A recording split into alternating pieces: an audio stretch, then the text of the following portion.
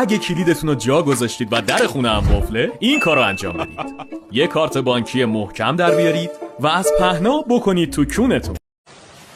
بزن که سوز دل من اینو بزن. تو منو بیدار کردی. تو موهام خراب کردی. بزن. تو منو کشتی. این تو بچه جیب جون داد این کار را میکنه. حتما جون داد. اگه شب یلا بیام خونتون به هم چی میدیم بخورن؟ I am Jose Mourinho. I create a monster. If nobody wants to see more, so I'm more. They want shady. I'm shoplifting.